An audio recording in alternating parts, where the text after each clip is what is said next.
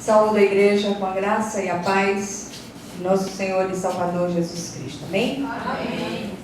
Vamos abrir nossa Bíblia hoje no Evangelho segundo Marcos, capítulo 4. Nós vamos ler do versículo 35 até o 41. Marcos, capítulo 4, do versículo 35 até o 41.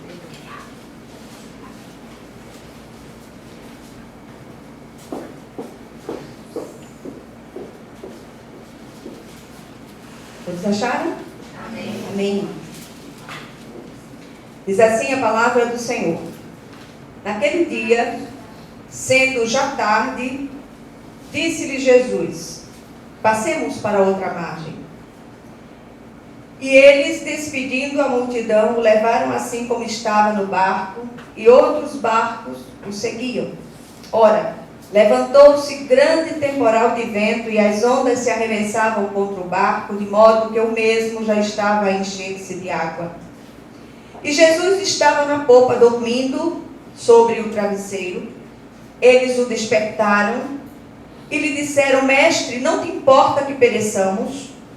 E ele, despertando, repreendeu o vento e disse ao mar: acalma-te, emudece. O vento se aquietou e fez-se grande bonança. Então lhes disse: por que sois assim tímidos? Por que não tendes fé? E eles, possuídos de grande temor, diziam uns aos outros: quem é este que até o vento e o mar lhe obedecem? Amém? Amém. Glória a Deus. Vamos orar mais uma vez. Querido Deus e Pai Celestial, nós te pedimos uma palavra consoladora ao nosso coração. Que o Senhor venha falar com cada um dos teus servos e servas que aqui estão. Que o Senhor possa ministrá-los de uma maneira singular, de uma maneira específica, como pediu o nosso pastor. Que nós sejamos tocados, abraçados, ministrados pelo teu Espírito de modo muito vivo. E que nenhum de nós saia daqui do mesmo modo, mas que sejamos profundamente tocados pela tua palavra no dia de hoje.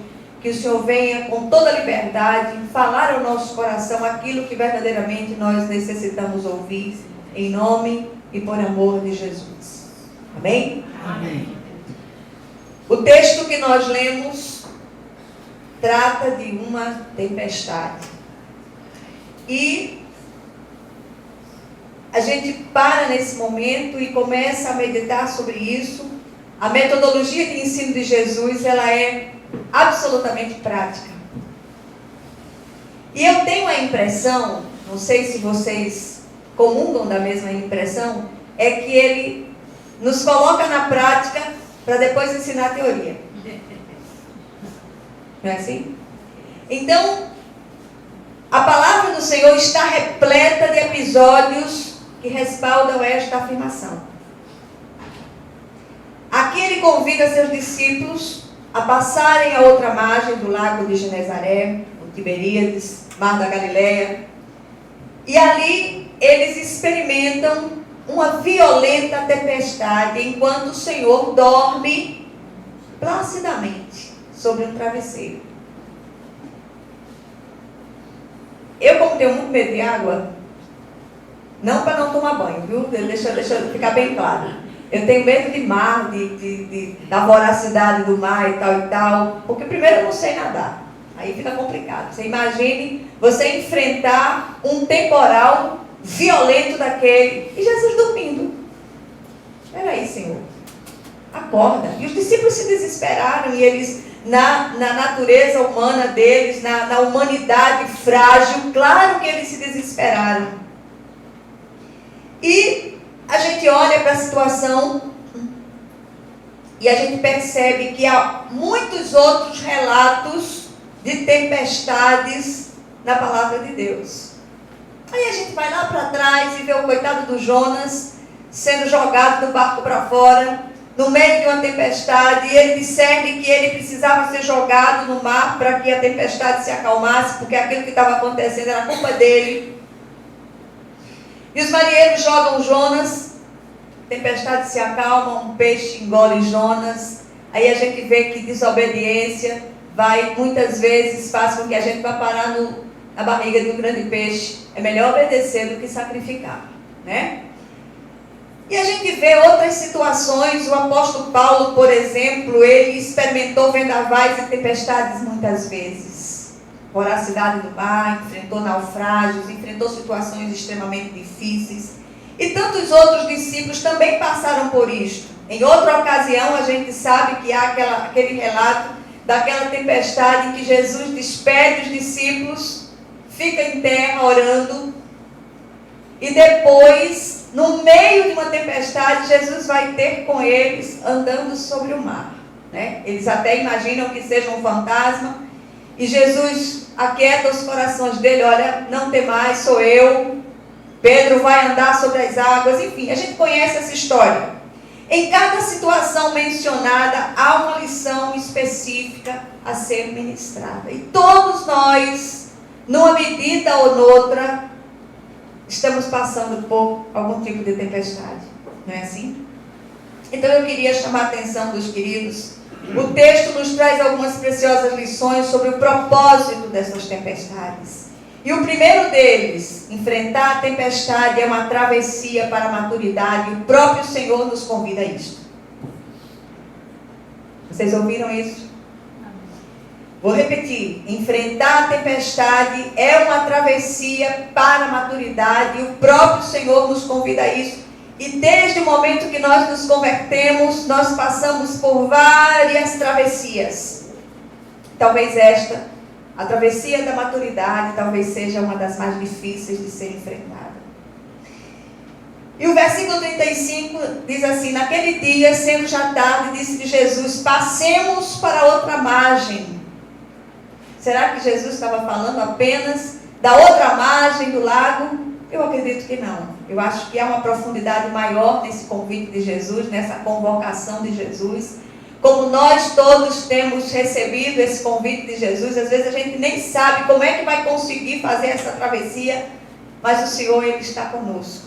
O Senhor, Ele nos conduz em triunfo. Segunda coisa, segunda verdade, ou segunda lição preciosa do texto, é que Jesus no barco não significa que estamos livres de enfrentar temporais. Ah, mas a gente ouve tantas coisas, a gente ouve tantas mensagens. Olha, você vai se converter, você vai entregar sua vida a Jesus, que a partir de agora acabou o problema. De repente os problemas começaram agora, né? Ou dobram. E aí no versículo 37 e 38 nós ouvimos dizer o seguinte: ora, levantou-se grande temporal de vento e as ondas se arremessavam contra o barco, de modo que o mesmo já estava a encher-se de água. E Jesus estava na popa dormindo, sobre o travesseiro. Eles o despertaram e lhe disseram: mestre, não te importa que pereçamos? Por que Jesus está dormindo no barco? Por que será? E aí a gente vai para a terceira lição do texto. O Senhor tem autoridade sobre as tempestades. Não temos o que temer. O versículo 39 diz: e ele despertando, repreendeu o vento e disse ao mar: acalma-te, emudece. O vento se aquietou e fez-se grande bonança. Vamos falar com Jesus. Vamos dizer a Ele da nossa humanidade. Vamos dizer a Jesus: Senhor, eu não estou aguentando a fúria do vento, a força das águas. O Senhor não se importa que eu morra, o Senhor não se importa que eu pereça. E Ele continua fazendo a mesma coisa. Ele continua dando ordem ao mar e ao vento para que ele se aquiete. Porque o propósito de Jesus não é nos matar, não é nos fazer perecer. Não, o Senhor quer ensinar uma lição preciosa a cada um de nós. Amém? Em quarto lugar, as tempestades são testes de fé. Versículo 40 diz: então lhes disse: por que sois assim tímidos? Como é que não tendes fé? Creiamos. Nós fomos chamados, somos instados por Deus para crer, apesar de todos os pesares. Nós somos chamados para ver o invisível, para ouvir o inaudível e para crer na possibilidade, desculpe a redundância, crer na possibilidade do impossível. O impossível para nós é uma possibilidade real. Amém. Porque nós cremos ao Deus que tudo pode e nenhum bem ele sonega àqueles que andam retamente. E quem é que anda retamente? Quem andou retamente foi Jesus. E é em nome daquele que anda retamente que nós clamamos, nós pedimos, nós rogamos a Ele, nós colocamos muitas vezes o nosso rosto no pó, clamando: Senhor, eu não tenho mais forças. Mas é exatamente ali, naquele momento, quando as forças acabam, a gente já falou sobre isso aqui outras vezes, é que o poder da fé ele se manifesta. Que nós sejamos levados, encorajados a crer, apesar de todos os pesares. E a quinta lição do texto: os ventos e o mar estão absolutamente debaixo da autoridade do Senhor Jesus Cristo. Versículo 41. E eles, possuídos de grande temor, diziam uns aos outros: quem é este que até o vento e o mar lhe obedecem? É o Senhor, é o Todo-Poderoso de Israel, é o Senhor que tem ido adiante de nós, é o Senhor que tem nos sustentado com a sua mão direita fiel, e Ele tem poder sobre tudo e sobre todos. Então vamos confiar, vamos crer de todo o nosso coração que o Senhor está nessa situação. Muitas vezes o aparente sono de Jesus é um recurso didático também para que nós creiamos, para que nós confiemos. Senhor, eu não estou vendo. Por outro lado, a gente pode dizer: Senhor, eu não estou vendo chuva, eu não estou vendo vento, mas eu sei que o Senhor vai fazer com que todas as covas se encham de água e que todos possam beber fartamente. Muitas vezes nós temos, nos últimos tempos, passado por estreitos tão estreitos que nós dizemos assim: Senhor, será que eu vou conseguir passar? E a gente passa e lá na frente a gente diz assim: como é que eu consegui percorrer tudo isso? Por que nós conseguimos? Porque o Senhor é conosco. A sua vara e o seu cajado nos consolam sempre. Queria fazer algumas reflexões sobre essa mensagem, sobre esse texto. Não quero me alongar muito porque a garganta não está ajudando muito hoje. Mas paramos aqui e nos perguntamos: e quanto a nós, crentes contemporâneos, será que ainda somos enviados às tempestades com fins didáticos? A resposta é um sonoro sim, com toda certeza. As tempestades que nos assolam talvez não sejam literais, com ventos impetuosos e mares bravios destruindo um sem número de barcos ou de embarcações. Contudo,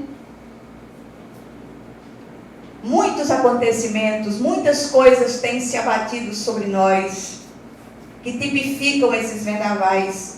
São rupturas bruscas de relacionamentos, perseguições que se levantam como avalanches, muitas vezes sem causa, enfermidades que nos emboscam, nos tirando o chão. De repente nos deparamos com a finitude da vida daqueles a quem amamos.